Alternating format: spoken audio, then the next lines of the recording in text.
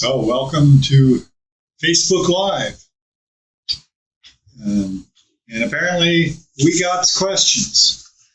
So we have here sitting across the table from me, Chris Parks, CEO of QuilterLabs, and behind the camera, John, who's our media mogul. And we invite you to send in questions, but we also have a list of questions that have already been sent in.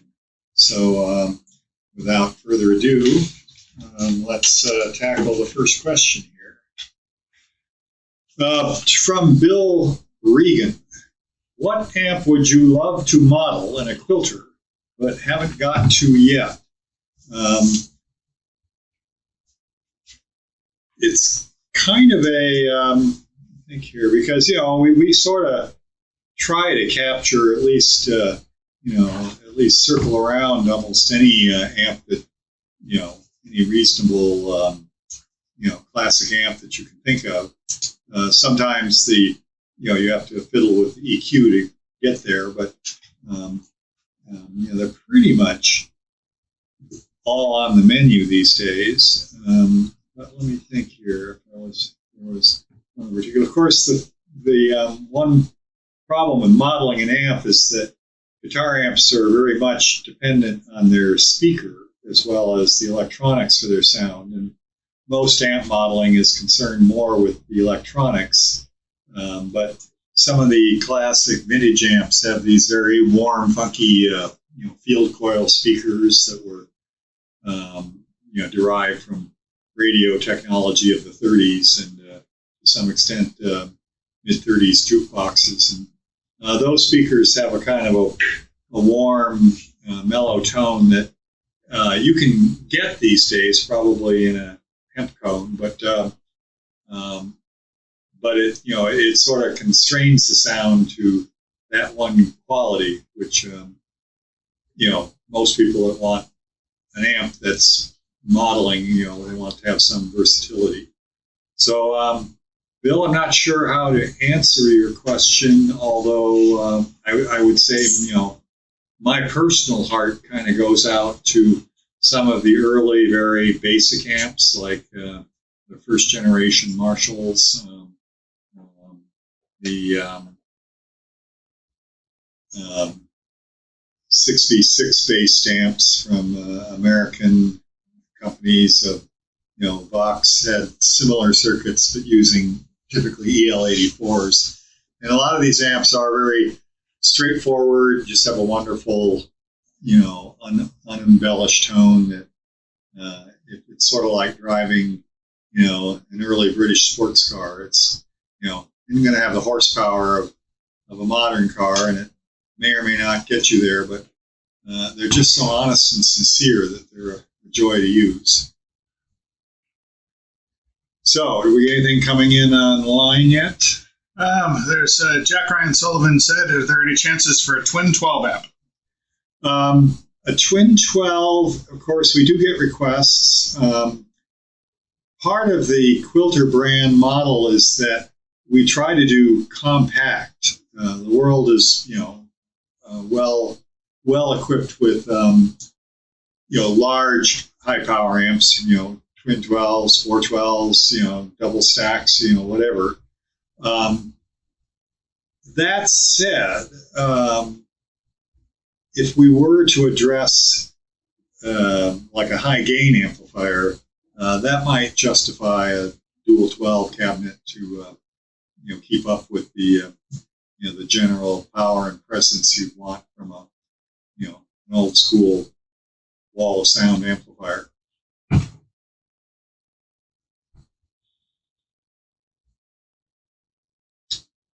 So while we're waiting for the next question, I have another one on paper here.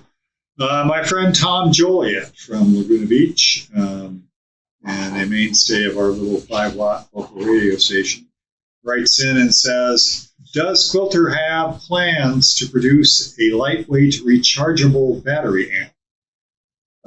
Now, those of you who know me or have seen some of our older videos will know that why, yes, I have made a number of nice little battery-powered amps. And I think Tom is priming the pump here a little bit to get us to talk about that.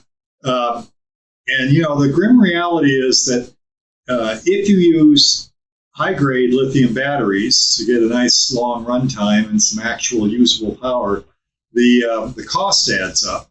And so it's a product that is on our long list, but, honestly, it would probably have to cost you around like $500, which is quite a bit for, a small, portable amplifier. So it's more of a commercial question than a question of whether it, the technology. The technology is actually pretty straightforward. If you take one of our Superblocks, like this guy here, and power it from a 6 battery pack of lithium cells, they play quite well. And that's kind of what I've done with a lot of my little portable amps, is to essentially adopt that technology.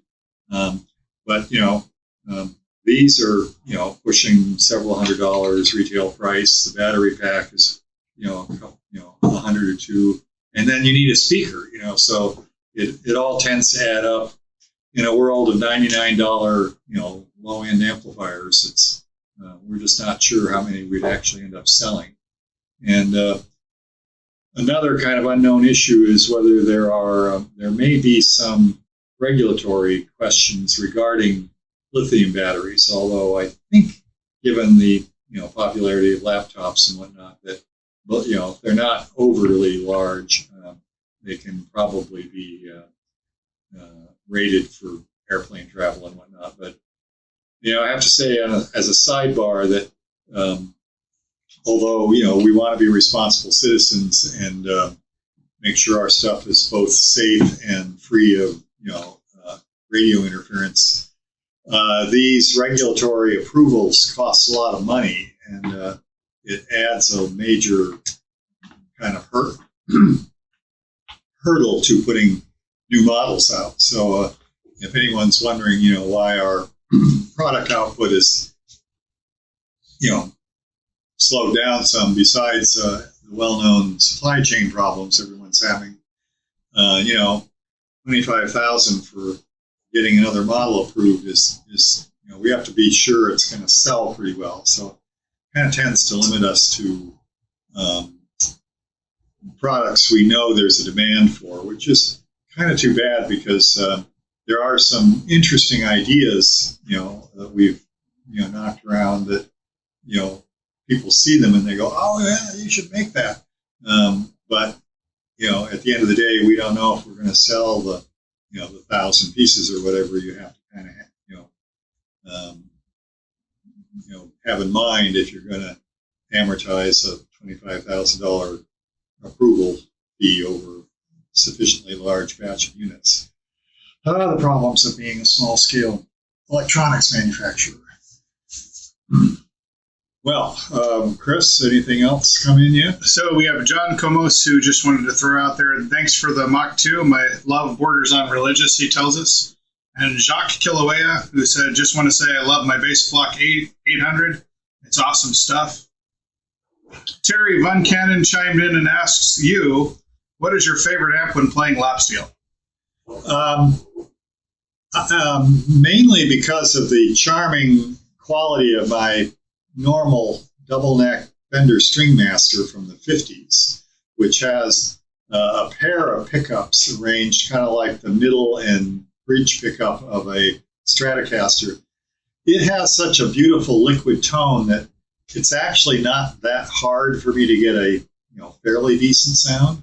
That said, my concert amp is a Micro Pro 8, which has a nice clean tone with enough warmth to give it some organic juice, and plenty loud for even for a basically clean instrument.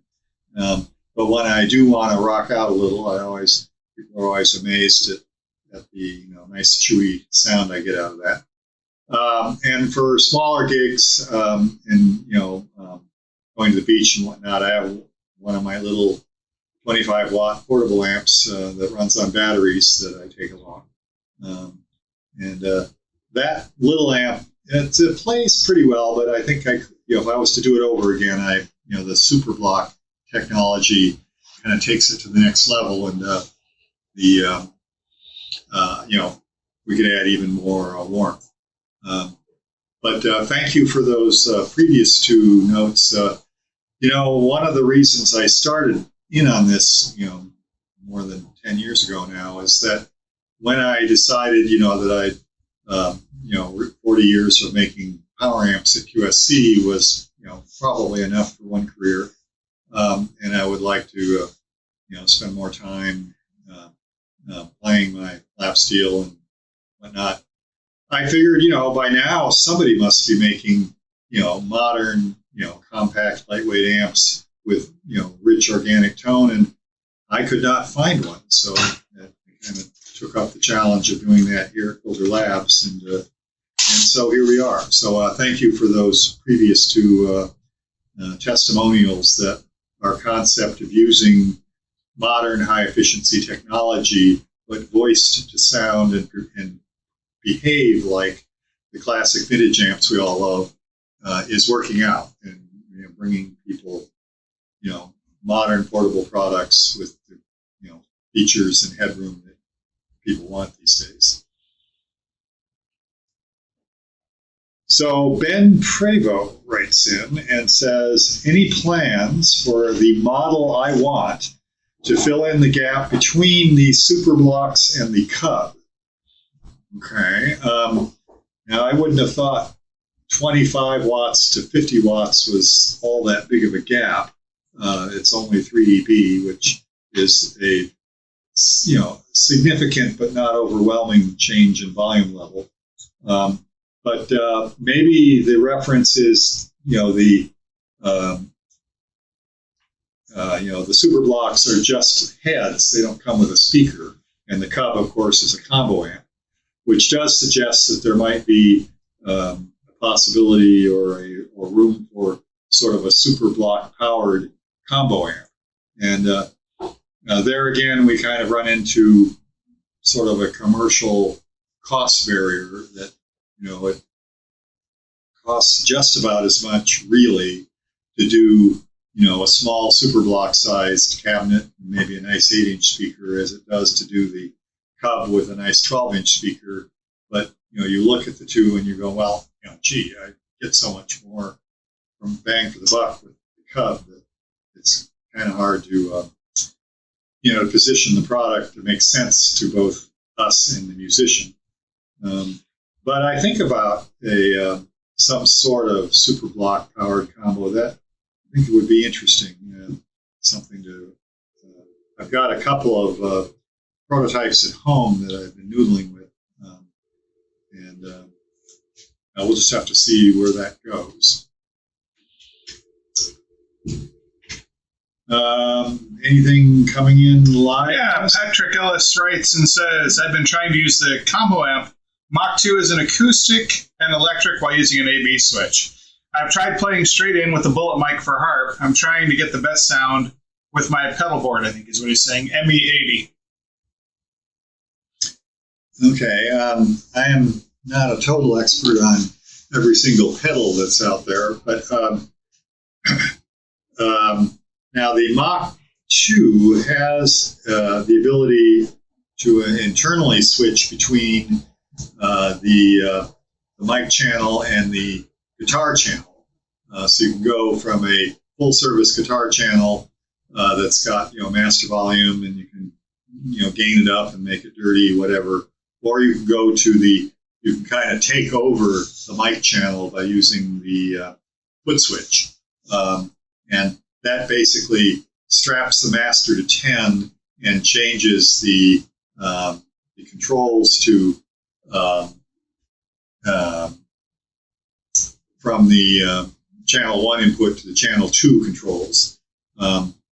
You could also use an AB switch to do that, although the results would be somewhat similar, I suppose. The thing about using the internal switching is that it keeps the input impedance at our 2 meg value, which brings out the best of passive guitar pickups. Probably doesn't make too much difference for a bullet mics, which you could plug into the mic channel. Now, the mic channel doesn't, it's intended basically to use the full clean headroom of the amplifier. So you're not going to get, Chicago blues style, harmonica cheese by going into the mic channel with a bullet mic. You would use the guitar channel for that, and you could preset your mic channel to be a clean acoustic guitar channel. I don't know if any of this makes a lot of sense. Did I cover that question? I think so. I've gotten off on a tangent here. Read the question again. Let's make sure. I've been trying to use the combo amp Mach 2 as an acoustic and electric while using an AV switch. I've tried playing straight in with the bullet mic for harp, trying to get the best sound out of my, I think it's Boss ME80 that he's using. Okay, so if I was to advise, I would say use the mic line channel for your acoustic channel. Your acoustic guitar has a preamp. It's already buffered. It already has a pretty good output signal. So you can go into the 1/4-inch input in the middle of the combo jack and set the channel 2 gain and tri-Q control to get a nice clear sound for your acoustic. And then set that aside and use your AV switch to go between electric guitar and harp, both of which can exploit the amp's nice chewy overdrive, and you may have to either dial things in a little, or maybe you can preset the boost control to give you a gain jump that works for both of those inputs. It's unlikely that one exact setting will work equally well for harp and guitar, but I think if you were to experiment with like the boost preset, you might be able to find a non-boosted setting that works for one instrument and a boost setting that works for the other. And that way you've got one more. You can either reach up and click it on the front panel or use our remote control foot switch to switch that internally. So that helps. Try those things and see where you get. Fred Kokaska, who's written in saying, how about a Cub with channel switching rather than distinct inputs? I love it otherwise. And originally, we used the 3 distinct inputs for a couple of reasons. It was actually, since the Cub is one of the underlying development principles that I wanted to follow with the Cub is that it is our most, I wanted to make it's obviously aimed at a sort of a middle price end of the market, which for us is a fairly low price range as a smaller manufacturer. So cost was a concern, but at the same time, I really wanted to make it kind of a modern classic that will hopefully run for a lifetime and still be playable 50 years from now, like a lot of the classic Fender amps that still work after all this time. So pursuant to that, I wanted to minimize anything that we've ever had any trouble with. And as some of you will know, the rotary switches that we originally used on the Micro Pros have had kind of a short lifetime. We have a better source for them now, but it left kind of a concern. And plus, they are a moderately costly part. So at the end of the day, it was less expensive and more versatile to use 3 different input jacks, because aside from just getting 3 different sounds, you can, if you have to, share the amp with someone else. Each of those 3 inputs is separately buffered, and if you plug something into the second one, it does not steal power from the first one or change its tone. So if someone did have to borrow, an amp for a jam session or something, borrow a channel, you've got that, as a backstop.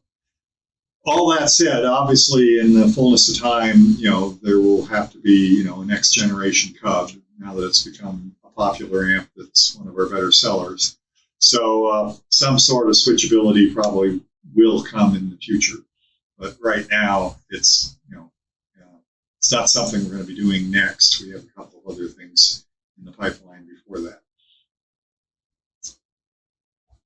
Okay, John Edmondson writes in and says, I hit the heart symbol, so you got a heart, because he saw Quilter.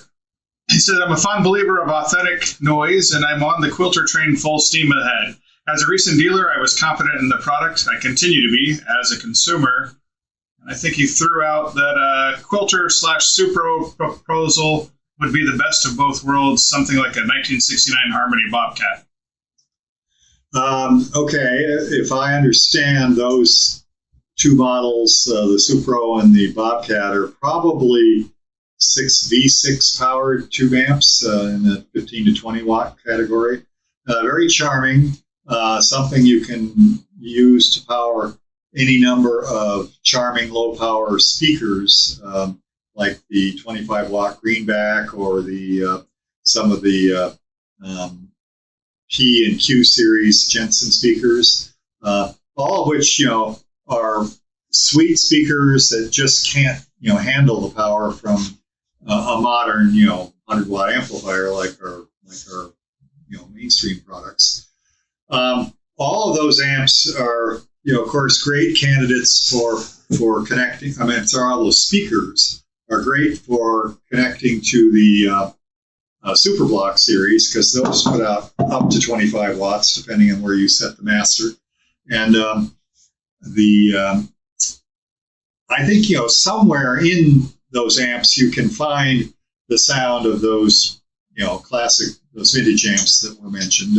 You may have to fiddle with the voice switch and the EQ to get there, but our voicing switches are generally set up to match the to match the target model with the EQ on flat.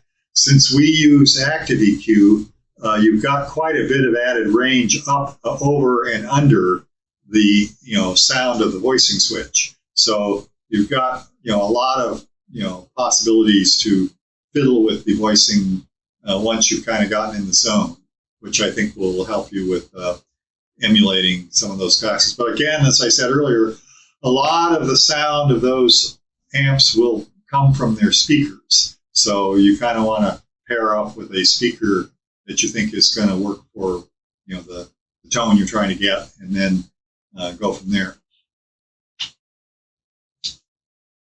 So going back to the questions that came in earlier, Whiskey Blues says, you have discontinued the 8-inch from the lineup. What is going to replace it? There is a hole in our line right now, which we are aware of, that we don't really have a singer-strummer amplifier like the Mach Micro Pro and Mach 2 Micro Pro 8s were actually quite good for that. You can plug a mic in, you can plug a guitar in, you can play the guitar clean and dirty, you can have the mic in a nice, old school, rich sound. So we are aware that that left a hole in the line, and it is on our list of things to develop. This supply chain thing has been kind of put a stick in the spokes of our development program. When we get to that model, we'll probably enrich it with like acoustic and electric guitar voicings, maybe some additional inputs so you could plug tracks, a keyboard, or whatever in, maybe even a couple of mics, so that it would become a very handy all-purpose single piece micro PA, if you will, that would be very good for the one-man band concept or singer-strummer type applications. So that's our general thinking. It's mainly a question again of getting past all these component difficulties and getting back on the development path. And Terry Van Cannon writes in and says, is there any chance of another run of the Slantmaster amp like that 200-piece limited run you did? Actually, that, for what it's worth, was a 100-piece run, but yes, it was a classic. You know, in 2008, QSC celebrated our 40th anniversary. We date the starting of the company from 1968, which is the year I decided I would try to take over the world with giant guitar amplifiers. And, you know, and over the next couple of years, I gave it my best shot. But, you know, we were beginners, both technically and business-wise. And by the time we started getting things going, the opportunity had closed. So we refocused on pro audio. And, you know, that was a smart decision. The, you know, the pro audio market is a lot bigger than just the guitar amp market. And, you know, it put QSC into the, you know, mainstream of being a pro audio based company with an increasingly wide range of products. Initially, for a couple of decades, we were pretty much all about power amps, which was the one part of a guitar amp that we had discovered was the hardest part to do well. And so we kind of pyramided that knowledge into pro audio power amps. The as the years went by, of course, QSC did gradually get into digital and speakers and the full, you know, range of modern audio and now video products. But the no, I forgot the chain of the question here. It was about the Slantmaster run. Oh, the Slantmaster. Thank you. Is he old or what? So in 2008, 40th anniversary, our marketing department ordered a whole bunch of $99 Epiphone guitars with the 4 different QSC logos that we had used over the years screened on them. And so I said, well, gee, if we're going to give away guitars, we ought to have a companion amplifier. And as it happened, just about the time in the early 70s, when we made the decision that we needed to move away from just guitar amps and go into the bigger field of pro audio, I'd kind of figured out how to really get a good sound out of solid state, which was always the big challenge. And so I'd sort of put that knowledge, you know, away, if you will, up on the shelf. Well, I brought it back out again in 2008, made a nice little 50-watt circuit that pretty much embodies most of the fundamental characteristics that we still depend on today. The technology was a little different, but in some ways, it had a lightweight universal power supply. That's something we still have. The output circuit was actually linear rather than Class D, but the behavior characteristics are quite similar. And the other thing that made that amp kind of special is that we commissioned Celestion to make what to my surprise turned out to be the last run of 100 pieces of the NeoCentury, not the NeoCentury Vintage, which is a good speaker as well, but the NeoCentury is sort of a classic lead 80 on steroids. It's a slightly thicker, more in-your-face kind of sound as opposed to the, you know, ripping canvas tone of the Vintage 30 bass speakers, which are brighter and sizzlier. The classic lead 80 has a lot of bark and bite, and it's got this kind of,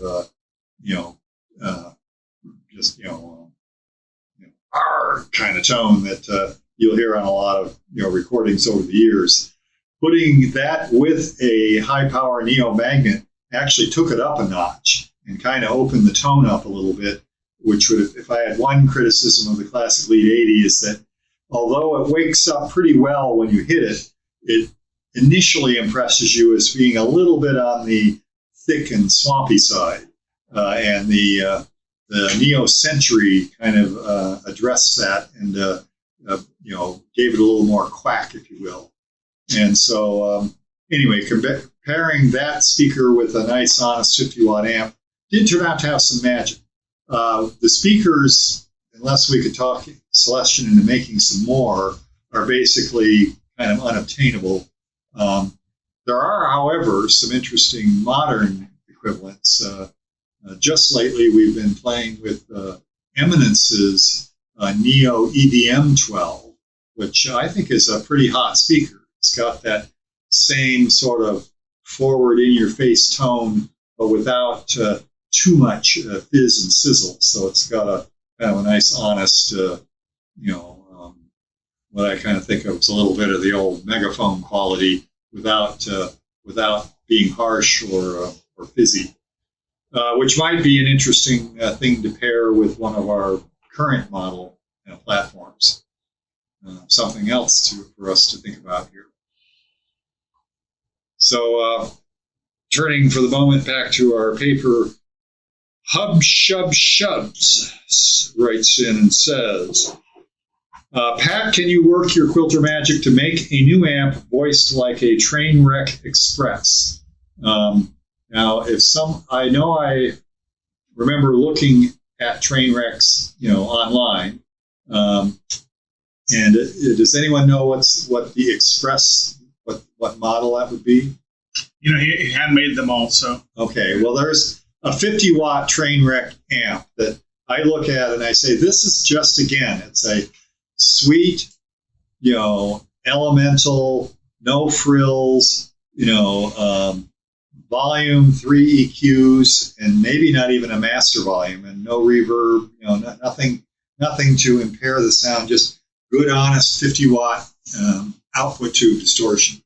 That's a sound similar to the, coffin plate Marshalls that I just think, defines that quality of a pure vintage tube amp. And yeah, it's sort of a one-trick pony, but boy, what a great sound. So I would like to think you can pretty much get that sound using the right combination of settings on most of our mainstream amplifiers. They, especially if you go into our higher power amps, you can set the master for 50 watts, and then the overdrive behavior of our preamp circuit is carefully dialed in to resemble the dynamics of those old, just sort of unencumbered, not tamed down, not cleaned up classic tube amps that I think of when I think of an amp like that. Whether we should, this always kind of comes around to this problem when we talk about, can you make an amp that sounds just like X? Well, everyone wants an amp that sounds just the way they want it with one knob. But, that's a market of one. We need to make amps that can, please enough people that we have some production volume and can, get some, build up experience and get our price to a point where the things are affordable. So in all likelihood, that sound is somewhere in one of our more versatile amplifiers. You're just going to have to kind of experiment and find it. Whether we'll ever make an amp that just sounds like that and nothing else would kind of be, I just don't think, there'd be like a dozen very, very happy musicians, and that would be it. So it's kind of an uphill battle for something that specific. But I will say, in leaving this question, that is a great reference. I mean, I think those amps are very honest and do kind of just get back to the heart of what I think of as classic, electric guitar sound, both clean and overdrive. So what have we got, Chris? I'm going to let you keep rolling through the list for now. All right. So Bob Sullivan wrote in and said, what are some of your favorite accomplishments at Quilter Labs, and what is the outlook for future designs? Although I started this in 2011 thinking, I'm a pretty smart guy and I do think I have something to offer that I have not seen on the market. And, we incorporated a lot of careful, a lot of careful circuit designs, even in the Gen 1 MicroPro, our overdrive circuit, our warm output impedance, the general versatility of our EQ and whatnot. as the years went by, it turns out, well, the world's smartest guy still had plenty to learn about, guitar amp reproduction. So as we have developed new models, we've been able to get access through our friends and supporters to a lot of different vintage amps, many of which proved to be, interesting and enlightening in terms of, how they behaved and what made them kind of special for whatever it was that people liked about them. So I would say probably because it's an instrument I play, supporting the steel guitar market might have to be at the, top of my list of favorite accomplishments. But, I like to think everything we actually put out on the market is, worth supporting. It's the products we're proud of. And so, I guess the good thing is that we still have ways of making each one a little better, whether it's adding more modern features for home recording or just, tweaking the tone to that much better than the last one. And Guilford Domingue, if I said that right, I apologize if I didn't. Have you ever thought about making pedals? Well, of course, we think about it because pedals are a big part of the business. And again, we have a lot on our plate. So yes, we've thought about it. I wouldn't necessarily hold your breath, but what I will say is that I think there's a long-term trend towards sort of ampless guitar amp processing, if you will. It's actually, moving air and making sound out of an amp is something, there will always be some reason to do. But, a lot of people these days are going straight into their workstations or consoles. So it behooves us to, build products with, our tone mojo, if you will, that addresses that market. And they will probably end up looking a lot like pedals, and they probably will have some stomp buttons on them to, give you different sounds at will, and the form factor will be pedal board friendly. However, it's something we do need to think about. I mean, as with everything else, the world doesn't really need another pedal per se, but if you make a good one, there'll be some demand.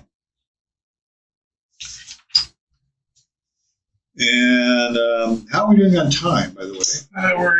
We've got about 20 minutes to go. Okay, good.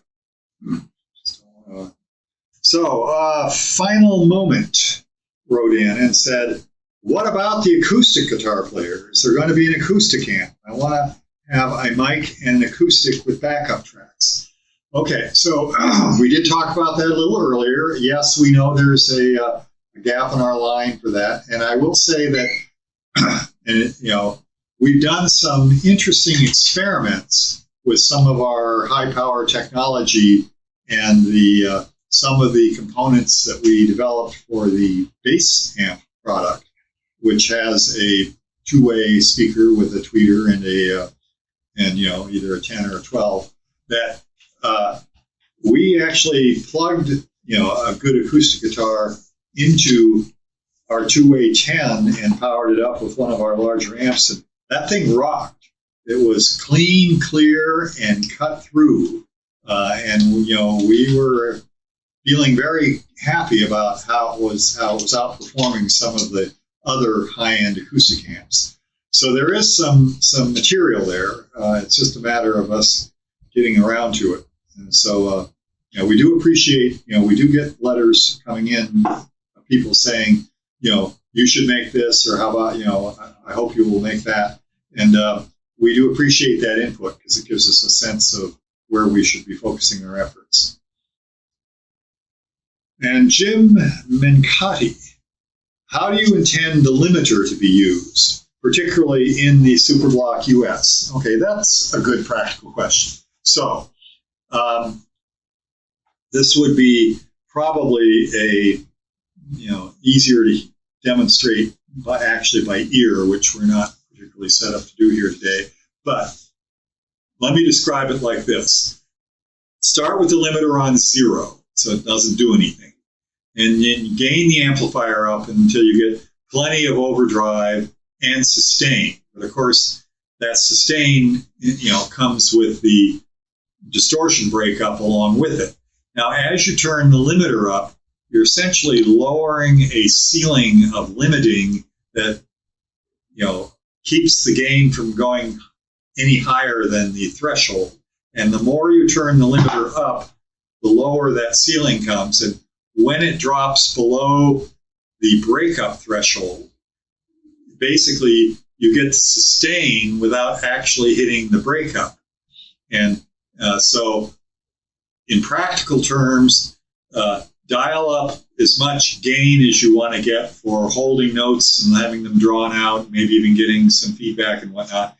And then if you put the limiter around 3 or 4, 30 or 40%, you're going to kind of limit the amount of distortion. You'll keep it on a rolling boil, so it doesn't go quite to full breakup, but it's still got plenty of cheese. As you go above 50% and go into the upper half of the knob's range, the limiter will gradually get cleaner and cleaner, so that on limiter 10, you'll have to really, really play hard to get any breakup at all. But you'll still hear the note sustain and just kind of linger in that zone right below the breakup. So it may help for an assistant, to turn that up and down while you're playing, because one of the things about our limiter is that we work very hard to make its action fairly subtle. There's some psychoacoustic factors in play here that a lot of limiters, for essentially psychological reasons, when you push into limiting, it feels like you're kind of choking off your tone. And so we modified our limiter to avoid that. And the result is that I've been known to plug into an amp and gain it up and go, I'm not getting any real overdrive here. What's happened? Oh, I got the limiter all the way up. Turn it down. So it's subtle enough that you may not really think it's doing that much until you kick it off, and then okay, now I see what it's doing. So like I say, it helps to have. If you have an amp with a switchable limiter, like some of our senior models, you can kick it in and out with the foot switch, or you can just have someone turn the knob up and down until you get the kind of combination of more or less cheese and sustain that you're looking for. Now, unlike a compressor, the limiter will not bring your lows up. It only restrains the loud parts of the note. Everything below that is unaffected. So if you're just playing quietly and you turn the limiter up, nothing's going to happen. You won't hear any effect, which does occasionally confuse people when we get questions. But so it's best to understand what it does by turning yourself well into overdrive, and then experiment with the limiter, and you'll hear what it does. Got anything new online? I'm going to put two of them together. Michael Silvestri just commented that I'd love to someday see Pat do a technical walkthrough of a block diagram or schematic for a Quilter amp. I imagine there may be intellectual property concerns. I'm an engineer with an audio background, and it would be great to get a lesson from an engineering guru like Pat. I have a Quilter guitar amp and a Quilter bass amp. I love them both, thanks to Pat and everyone at Quilter. And we're going to combine that with Dai Stanton, D-A-I Stanton. What's the Quilter technical approach to emulating negative feedback variations? From the zero approach of Vox or the Vibro King to the high negative feedback of the Marshall/Bassman topology. It's a nerdy question. Actually, that's a very good question. Let me circle back to the first question very quickly. At some point, not this time, but next time or whatever, we do have block diagrams of our circuitry which do not reveal any of the family secrets that I would be happy to walk through. Some of the amps have some fairly specific block diagrams based on how they how the signal is switched around, but there's a pretty standard signal path flow that we use that I think makes sense and seems to be working, which we can review. Now, as to the feedback question, way back when, in the days of tube amps in the 20s and 30s, when tubes were, the first device capable of taking a small signal and turning it into a loud signal, there was a great deal of effort expended on making the tubes reasonably clean, because that's what you wanted. You wanted to be louder, but you didn't want it to be bad sounding. So by the time tubes became commercially available and standardized, they're inherently pretty linear devices. Linear is the term we use for evenness of response. Every increment of input results in the same amount of output increase. So that's called linear. So when tube amplifiers were developed in the late 20s and 30s and on from there, it was not necessary to use much in the way of error correction to get a good clean sound out of the amps. It was, however, there were limits to how clean the amp could be. And so there was some research done on, well, how can we make them cleaner? And the technique that was developed is called negative feedback, which, if you think about it, is the way we just, walk through the world. So here I am driving a car. Now, if I'm driving with my eyes closed and I know there's a corner coming up and I turn the wheel, well, maybe I'm going to hit the corner or maybe I'm not. So what do? I drive with my eyes open. I turn the wheel. Oh, I'm doing a little too sharp. I back off a little. So you're monitoring and adjusting your input based on the results you're getting. And there is basically a fairly simple way to measure the output signal, feed a little bit of that back to the input, and as long as the output is tracking the input, the feedback is telling the signal everything's fine. But if the output signal begins to deviate, the feedback says, give me a little more, and we'll get it back on track. This is a very powerful technique for making ultra clean amplifiers. One unfortunate characteristic, not at least from a guitar amp standpoint, is that when you do reach the wall of the ultimate limit of that amplifier and it stops being able to increase and the input keeps going up, the feedback comes back and says, hey, you're not responding, give me more. So basically you hit that wall very hard instead of kind of easing into it. And it makes the resulting overdrive breakup very harsh and clashy sounding. So that's one of the reasons why so-called negative feedback is, often considered to be kind of a bad thing from a tone standpoint. When solid-state devices were developed in the 50s and 60s, they were quickly seen as, a great alternative to tubes because they were smaller, lighter, didn't require very high voltages, didn't wear out over time, at least theoretically. I mean, everything has a lifetime, but, tubes have a very definite lifetime because that filament is just slowly evaporating as they run.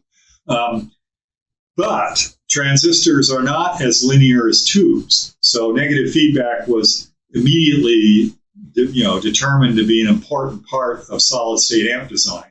And as the transistors were developed that could handle high amounts of power, they were just naturally coupled with large amounts of negative feedback. And you ended up with what we would now call a high-fidelity or pro-audio PA amp, a very clean device with very wide frequency response, but very, uncolorful, and when it does reach its clipping point, it clips hard. And the other consequence is that the output voltage no longer really feels the speaker because the feedback is telling the output voltage what to be at all times. The amount of loading you put on it doesn't really affect the output voltage. With a low feedback amplifier, if you load the output more, it sags. It doesn't go as far, which in effect means that it sort of feels the impedance of the speaker. This helps the speaker's tone to come out. Now, in a hi-fi or PA world, we don't want tone. We want accuracy of reproduction. So amps with a lot of negative feedback, which produce a factor called high damping factor, which is basically a fancy way of saying the output does not fluctuate as a function of load. Those amps will, linearize the speaker and make them sound as clean and flat as they can be. But for guitar amps, the speakers we use have been developed over the years to have a nice inherent tone. And so if you couple those with a conventional solid-state amp, a lot of that tone is kind of suppressed, and they just sort of sound dull and lifeless, which is one of the reputations of a old-school solid-state amp, is that, they just don't have the juice and the response of a good tube amp. And it's kind of a corollary, my 50-watt solid-state amp doesn't sound as loud as my 50-watt tube amp, because that 50-watt tube amp is letting the speaker come to life at certain frequencies that the solid-state amp is suppressing. So one of our accomplishments is to develop solid-state, in this case Class D amplification, that has a very low damping factor or a high output impedance by using different forms of negative feedback. So we still have an amp that is basically clean enough to do a nice, clear signal we're called for, but has that nice organic warmth and that ability for the speaker to come to life, and especially when you start hitting it with some overdrive. And it's a large part of the reason why, in addition to sounding good by themselves, our amps are always said to take pedals well, because the signal just kind of flows on through to the speaker very nicely.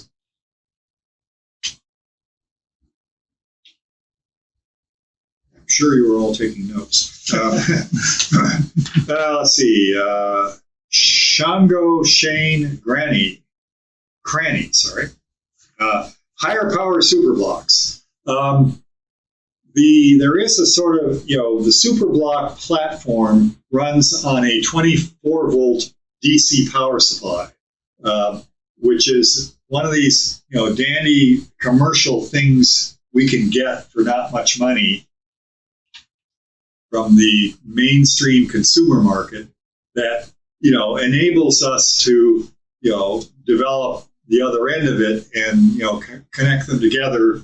And because this has already got all those regulatory approvals, it really eases our ability to put new models out without that big financial hurdle I mentioned earlier.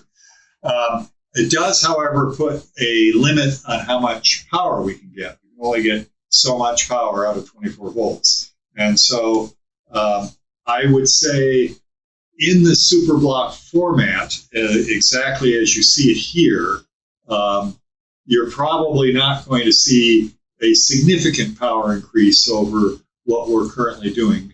As a sidebar, a lot of people said, well, why did you go from 33 watts to 25 watts? It's because this has that extra circuitry in it to open up the speaker sound. So its 25 watts honestly does sound louder than the old Interblocks 33 watts, which were much more like solid-state watts.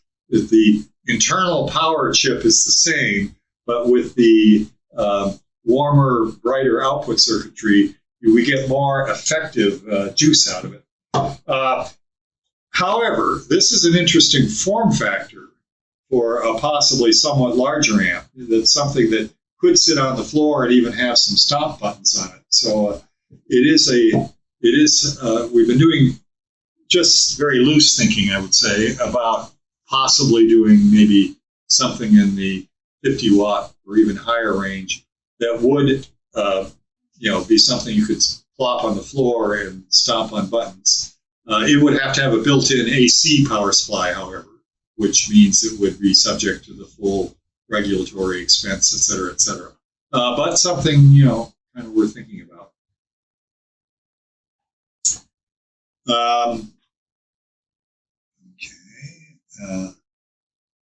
Okay, I see where they're going here. Parse out the letters here what I think he's saying here, LA Super Yota or Jota. How can I get the XLR output of my Bassblock 800 on pre instead of post and have headroom output control?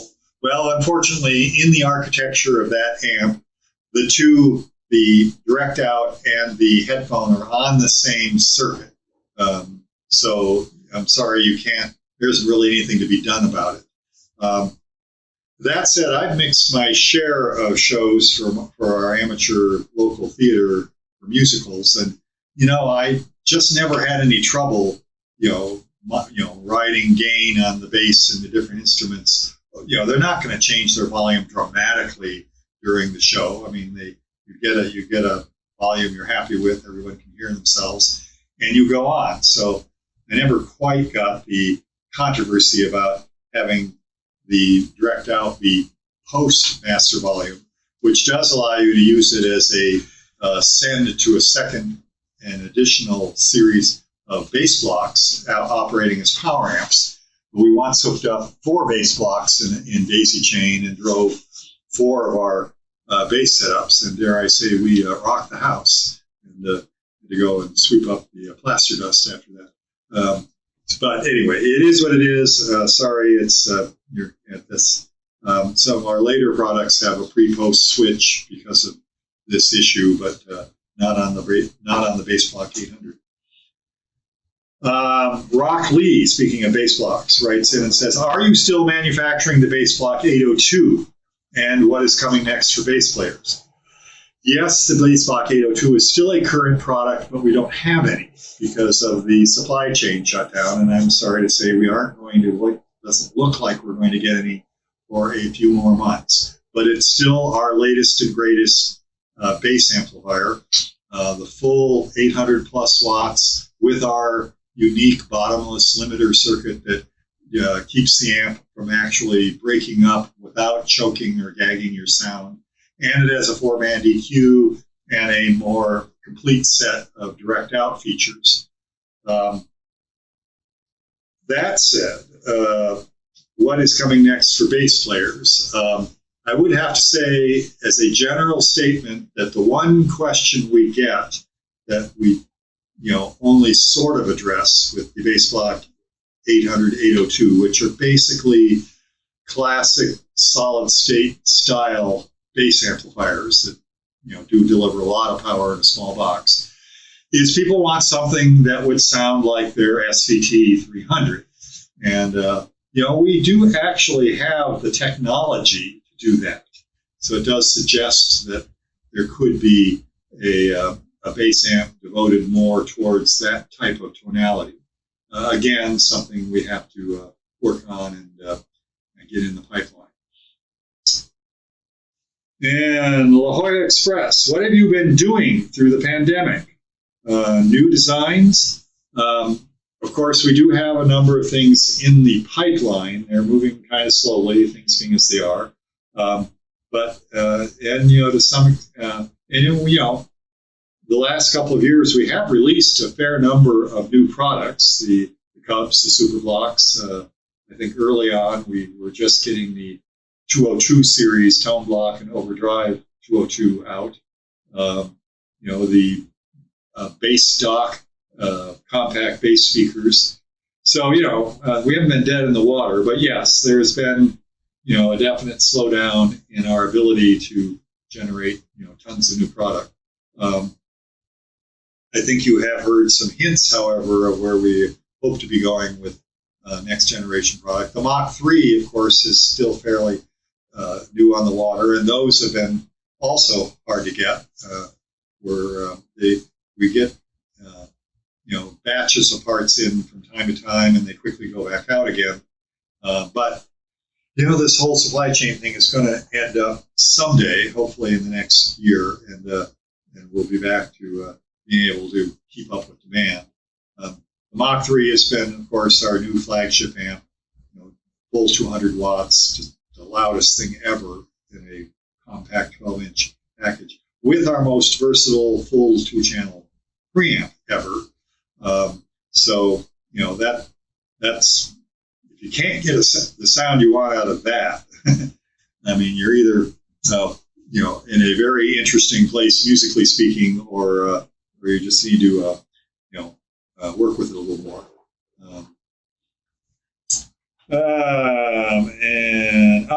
Okay, I'm down to my last written question. Do we have anything more coming in? The one point that I had was from Matt Nakoa, who said, I love my Mach 3. It's absolutely genius. However, I really don't use all the features. I'd love to see a single channel version, all the voicings, XLR direct out, reverb, no personal need for boost or trim as I use pedals. Okay, a fair question. Now, aside from the fact that that's pretty close to the description of a Cub, although that comes only as a combo, and 50 watts. But here's the grim reality. Yes, we could make I assume there's a subtext to that question, which is, wouldn't it be a little cheaper if we took some of the features off, and then I get what I want for a little less money? The reality is, because we barely have we have large minimum order quantities from our manufacturing partner, so it wouldn't really save us money to make a decontented amplifier by the time you amortize that over the large numbers we would have to order. So we price the Mach 3, to kind of compare it to some of our other products like a Tone Block 202, which would be another thing very close to what he's asking for, by the way, in a lock dock cab. Memory serves, the Mach 3 might actually be a titch cheaper. So we have tried to price it as well as we could for it being our highest performing amplifier. And the reality is, it's just we don't have the production volume. Our market just isn't big enough to support an endless series of relatively minor variations. So if we ever become the size of Fender or Marshall, maybe we would have all these different ones. But we're still kind of, I like to think of ourselves as kind of the BMW of the business. We're not like the big giant auto manufacturers, but we make a product using modern mass production technology, but it's a somewhat more specialized enthusiast product that we think stands above the regular state, sort of a normal grade of product at a price that's not completely out of reach. If you can afford a good mainstream amp from one of the majors, you can hopefully save up a few more nickels and move into one of our amps. So J.R. Lowe writes in and says, how is the new building? Are you guys ever going to do an open house? We're actually open. We've been open for business and pretty much settled in now for some months. So I've had family members and whatnot over on an open house basis. The building is great. We left our old building mainly because the parent lease ran out, and we were getting a sweetheart deal from QSC. And when the main building was no longer, when the lease was ended, QSC and us decided that we needed to move on. QSC has got other buildings, that they're using. So it became incumbent to. I ended up having to buy this building to lease to QuilterLabs, and living the dream. How to make $1 million in guitar amps. So I'll buy a $5 million building. But welcome to California. But it's nice to have our own home. We're able to, we've got a better production setup, both from a manufacturing standpoint and from a producing videos and promo content. You see me sitting here in basically the corner of one of our little, common rooms, but we lined it with guitars and so forth. But we've got a video studio, we've got an audio studio. We hope at some point to have an actual recording studio with glass wall and everything. We have, I've got a good lab set up downstairs. Our other partner, Robert Becker, has got more space to work with, and he's doing some work to rebuild our capacity to generate the Panopticon film records that we that play on our update to the old Mattel Opticon, which was an interesting engineering concept for making soundtracks on film that you could play like an organ. So yes, the building's working out well, and frankly, if someone wants to come and visit, call ahead to make sure that the people they want to see are here. I myself am still working from home quite a bit. The whole COVID, the lockdown, shock and the subsequent thing kind of reset, my work-life balance, so I'm just taking a little more time for myself, gotten in shape,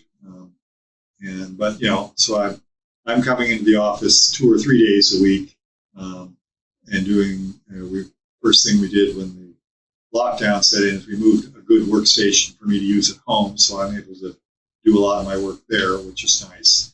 And but we've got Chris, John, Peter, Nicole, Robert, Iro, Kevin, still here, on a daily basis. So it's good, and hopefully, thanks to the support of all of our faithful followers, we appreciate your business. I think our time is just about up here, but it's been swell, and thank you for sending in all the questions, and we will look forward to seeing you again next time. And happy trails to you until we meet